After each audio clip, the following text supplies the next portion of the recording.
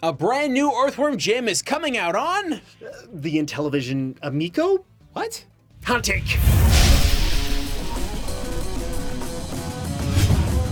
Yeah, that's right. All the original Earthworm Jim folks are getting back together. All the developers are back together from the first and second Earthworm Jim games. They're making another title. I can't call it a sequel for reasons that we'll discuss a little bit later. Oh man, what is this? What's Earthworm Jim? Do the kids know about this, Shane?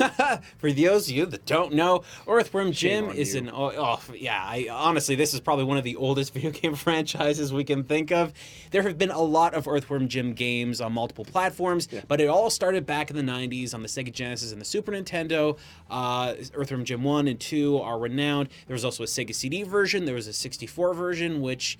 Not good. We're not going to talk about It's too not much. all that good. Anyway, those folks were not involved with that game necessarily. This title is coming specifically to the Intellivision Amico. Yes. Which is a console you may or may not know about. We have talked about.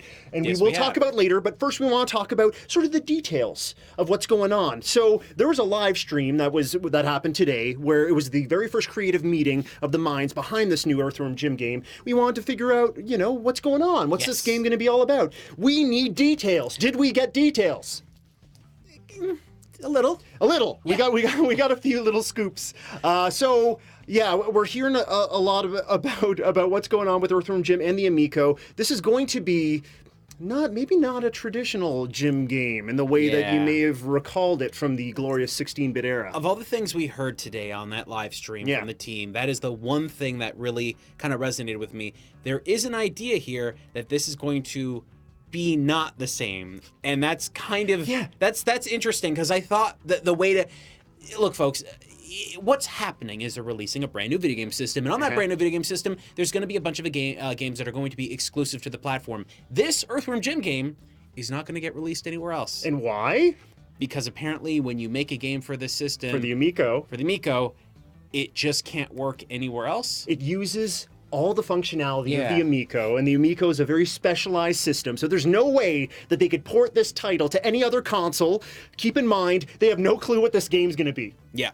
So they were talking a lot about this new Earthworm Jim title, but not so much about the gameplay. We do know that this is going to be a multiplayer title. It sounded like Which is different, because that's yes. not what Earthworm Jim was originally about. It sounded like you could play through, again, this is their first creative meeting, so things are still up in the air, very much so. But it sounds like you could play through a single player, but they're aiming for a couch co-op experience. Now, the Amico, most games, if not all games, can have multiplayer capabilities, up to 4 players, from 4 players to 8 players. Right now, for this Earthworm Jim title, they seem fairly confident that they'll have at least 4 players involved. Now, the reason why they're doing a multiplayer-focused type of thing on here is because from what we're to understand about the system is that every Amico that's sold is bundled with 2 controllers standard, and the reason they're doing that is because they really want it to be more of a family-based system that a lot of people get into. Now, while Adam and I had a big conversation about this, Earthworm Jim was a little bit more risky at the time when it came out. But nowadays, it's kind of tame by modern standards, I would say. It's bizarre. Yeah, okay, so yeah, it's tame by modern standards, but like they're trying to they're using this franchise that's known as something that's like, ooh, it's gross and it's cool and hip, but it's like everyone's grown up a little bit. All the developers are no longer, they're no longer the hungry kids that are, making art and making edgy kind of things. They're trying to bring back the series. Will it be will it have the same effect on the audience? Are they even aiming to do that? Because the Amico is a console that's supposed to be, like you said, a familial experience. So it's a little worrisome. It's true. So, like, the original game is a platformer that has some shooting mechanics in it. It is a pixel-based game. It is not 3D or anything like that. It's 2D. What we're to understand of this new one is that it's not going to be pixel. It's going to be high-resolution artwork. From what we're to understand, in the original game, they used scanned drawings and stuff, but in its at the time there was limitations, so it was basically pixel work. Yeah, that's right. Yeah. So what you're getting here is going to be more, from what we can understand, is going to be a multiplayer type, maybe platformer that may have some 3D elements, but the basis of it is going to be 2D from what we can understand. That's right. It was so loose on what the definition of the game was going to be, but all we can tell you right now is that if you're a fan of the original Earthworm Jim, the original team is there trying to make some of that come back, but would that game work? Yep. So here's the thing. What they did say is that Earthworm Jim 1 and 2, from what we're to understand, are not coming to the Amico. So this is going to be a game system that is not going to have those games. So it's going to be, for many people, the first time they get into Earthworm Jim. So that's a very interesting way to look at this. Whatever plot is being interwoven into this, it can't branch off of those other plots. It has to at least maybe retrace some ground. And they did, when they were talking about what they wanted from the game, they did sort of allude to the story a little bit, saying that it's going to have elements that could be prequel as well as elements that could be sequel. So it could be jumping around on what is the Earthworm Jim timeline. You were talking a little bit about the 2D nature of the game. They did say that they're going for like full cell animation. So don't think about like the Rayman games so much, where it's more like a paper doll pieces that are put together and animated. This is more in the same sort of vein as like a Cuphead game, which is just like full on traditional animation being placed into the Earthworm Jim world. I mean, I'm all for that. Yep. Here's the problem, though. Now, Adam and I had conversations with Tommy Tellerico earlier, and there was a lot of things that he mentioned to us that made us excited and a little bit nervous at the same time, because, let's be fair, we've seen a lot of video game consoles launch. We've used a lot of controllers. If you know Rerez, we use controllers all the freaking time. Yeah. Now, with that in mind, this controller is...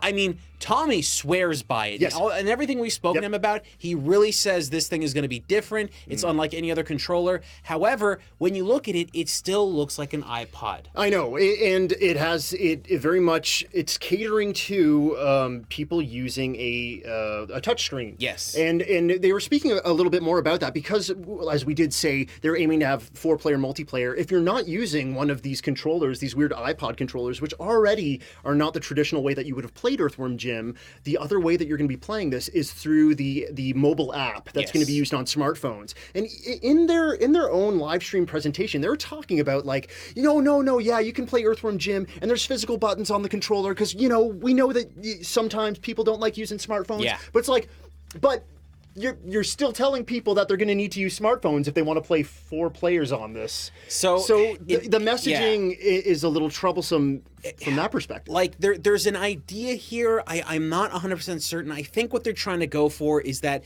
the mobile phones are the extended use case scenario for your average consumers. Most modern people are going to want to use the actual controllers that come with the system. So you've got a dial on it. The dial apparently can be rotated around, but it also has a directional input. Yep. This is very much like the original Intellivision system that had that. Yep. There are physical buttons on that one. On the sides. Yep. So it's something you could technically hold and play, but the buttons where you typically would have your thumb, there's no buttons there. Instead, it's a screen.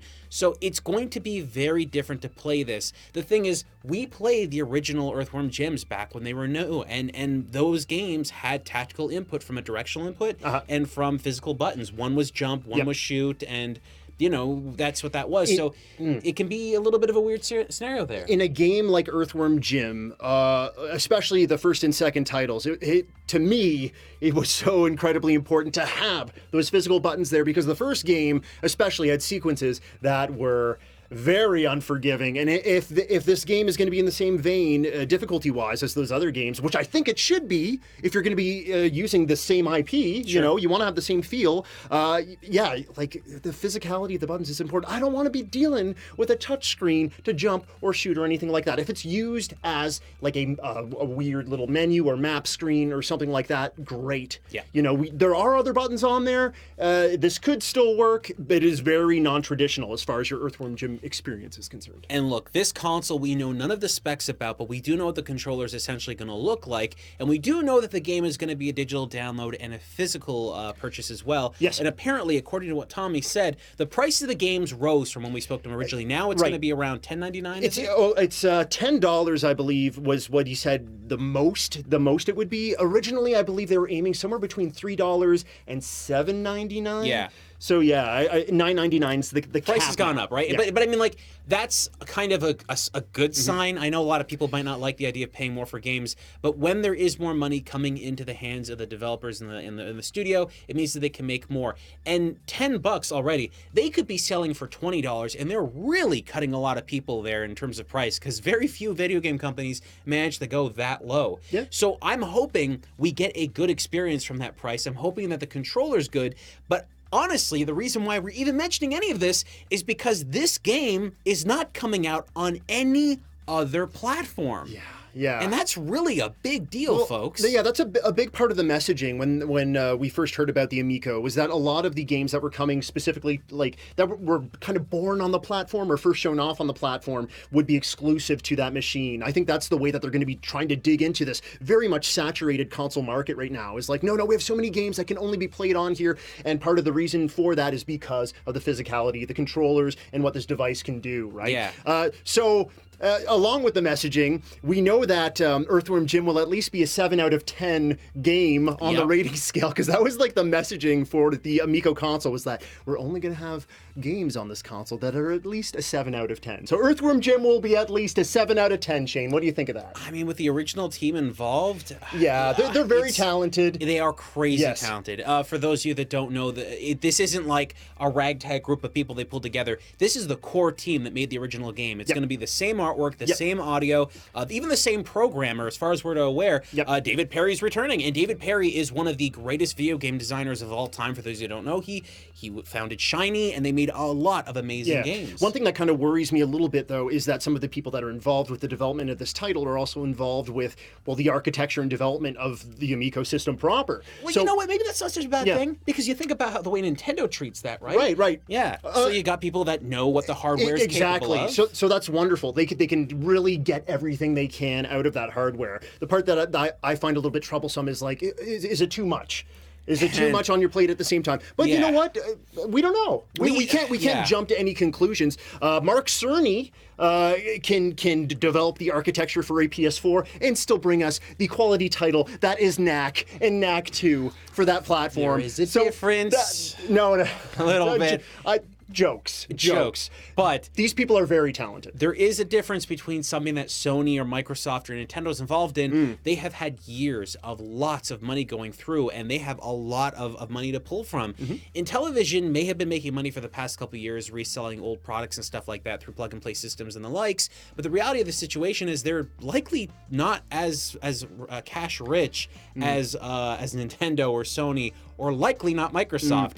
So for them to make a console and to develop these games means that there is a lot of stuff going on here. From what we're to understand, they're not going to Indiegogo, they're not kickstarting, they're not doing anything like that. So they're realistically looking at whatever money they can raise internally or from investors outside of that realm, that group. A game like Earthworm Jim is incredibly important to the system. Unfortunately, we do know that it's not going to be a launch title. I think as a launch title, it would have been really big news, right? There's this new console. Even if you don't know what an Intellivision is, this is the Amico, and Earthworm Jim's on it. Even if you're a youngster, I'm sure some folks do know the property. Like they need a really huge name.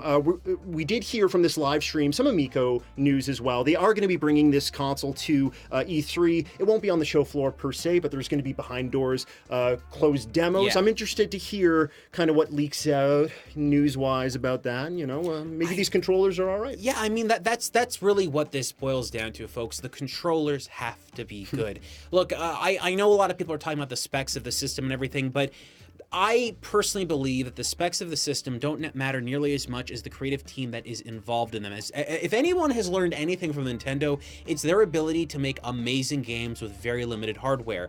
So in my opinion, what matters the most is the way that people play the games and the games that are being developed. So that controller can make or break the system, because the system itself can literally just be around as powerful as a Switch or even less, and it can still have a lot of great games on it. Yeah, that's very true. So the development team Steam, they were talking about like their approach to the hardware and stuff, and like you mentioned, they're taking a very Nintendo approach where the games are the proof in the pudding. So yeah, we're not going to be hearing anything about hardware per se from the live talk that they did. They basically said you're going to be seeing or hearing about gameplay footage before anything else. Like in their mind, that's the way that they plan to attack this, and I think that's a very good sort of approach. Like, no, proof is in the pudding. I love saying that. Show us what you got, show us what this thing can do, and why these things can only run on the Amico, on this hardware, and then get us excited there. Don't tell us what's in it, because it's not going to be competing. It's not going to be competing with the PS5. Yeah. And their messaging has always been, that's not what we're trying to do here. Look, one thing that this system has going for it that many other systems do not have is basically a touchscreen. I'm not saying that's a good feature. That's debatable, because we saw what happened with the Wii U. But the problem with this is that the games that are developed for the system, that if they do use a touchscreen in some very dynamic way, those games may not actually be able to be ported somewhere else, because you'd have to make up for those loss of features without having those touch things. An additional problem too is it has been said a bunch of times that the games will not transfer over to other systems. So what is going to get developers to work on that system? I know, right? Yeah, that's the thing we've spoken about with the much larger companies with much bigger war chests, right? Why does a developer want to develop for this console? Right? You know, a great example, I'm just bringing this up because we're just dealing with it right now. Go ahead. Shakedown Hawaii. Okay? Shakedown Hawaii is a brand new game that's coming out from V-Blank Entertainment. Looks really cool. We're going to have a review of that soon. But that game has been released, and I'm not kidding, 3DS, Vita, Switch, toaster. Yeah, I mean everything. But one of the big deals to why it's capable of doing that is because all of these systems technically have the same amount of buttons and inputs, right? Yes. So if you have like a universal kind of idea for what the controllers are like, you can take a Switch Pro controller, you can take a PlayStation 4 controller or an Xbox One controller, and they basically all line up in the amount of buttons you have and input features. There's a little bit of variation from here or there, but for a game developer to release a game on multiple platforms, they have to have the same kind of inputs. So when you look at the Amico, it doesn't have a thumbstick.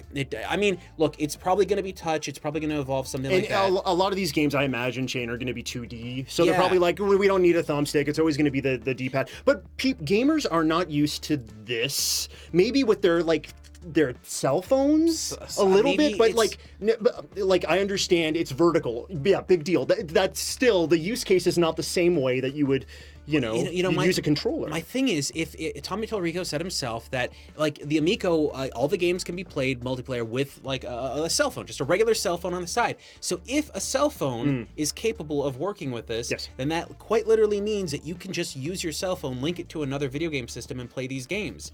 That's the idea. As the messaging that they've given us, as far as we know, that's all that you would need, right? But I mean, we have to see what comes out of those closed doors meetings at E3. Maybe there's more to this than we know. There definitely has to be something more here, but what is most important at this current juncture is the fact that there is going to be a new Earthworm Jim game, and those titles, those kind of games coming to a platform like this, that's what can make or break this thing, like we said. Yeah. But that controller, look, like we talked about a little while ago with the way the controller is designed, if the controller is just a simple idea that just gets the idea across to play a simple game, but they make the games really fun and interactive, that could really be the difference of the system being a success or not. And I would even say that Earthworm Jim might be the greatest way to have a proving ground of the controller usage, because Earthworm Jim, if you guys have played some of the original games, they incorporated not just platforming shooting sections, they incorporated so many different types of gameplay into them. So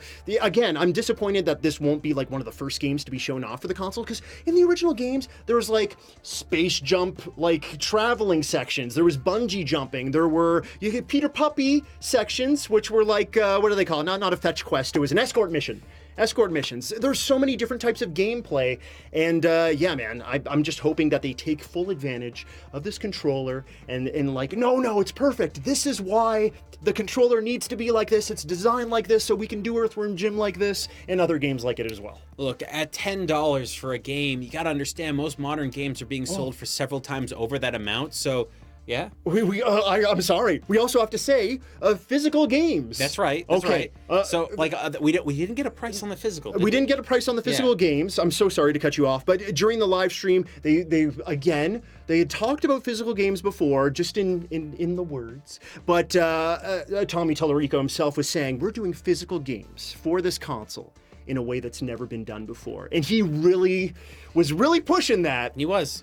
I mean, like, it's it's a lot of a conversation. But like we said with the physical and all that stuff, we don't know what the cost of the physical. But because it's digital and it's available for 10, if a modern video game is being sold for 50 or 60, you understand they have to sell 5 or 6 times the amount just to get to the same like income from other systems. Now, look, because these games are being developed internally on this system from this company specifically, it's not like they're going to have to be paying licensing fees or anything like that. So possibly that's their way through the woods there. But man. So many questions. Like, this is insane. Folks, how many times have you seen a company be as open as they've been, talking about their hardware, talking about games, even before they even themselves know what the games are really going to be like and function like? It is insane to see something so... And then on top of that, they're not asking you for Kickstarter funds. They're not asking you for Indiegogo backing. They're basically just like, hey, look... Isn't this cool? We're going to pay for it all, and then when you have to pay for it, it's going to be cheaper than anything else. Like, there has to be a break somewhere. At some point, there has to be something that goes on. It's like, okay, maybe this wasn't a good idea here, but I don't know what that is yet. For now, what we have is a company that's being very open with people that are interested in their product, doing live streams. Yeah. And it's not like it's just your Joe Schmo from down the street. These are people who've been working in the games industry. If you combine all their talent together, they said it themselves in their live stream, it's like multiple... 3 million years! 3 million years! It's like multiple hundreds of years of game development, time. So... I'm very much looking forward to what comes out. We're going to be hearing some stuff, I'm very sure, in the next couple of months with E3 and everything happening. Dude. I'm excited. Yes. I do want to see this. Look, I know a lot of people are upset because it's going to be an exclusive on a platform, but them's the breaks. That's what happens when people make video game consoles. If this game were to have been developed on another system, I don't think the same vision and idea would have been done this way. The game likely would have been sold for a lot more. So having it being sold for this price with this team in this specific way is crazily exciting, and I don't know what to expect from it yet. Is it going to be a failure, or is it going to be a success? We have no idea yet, but folks, what do you think? Let us know, because we want to know what you believe is going to happen with this system and this game in the future. Groovy.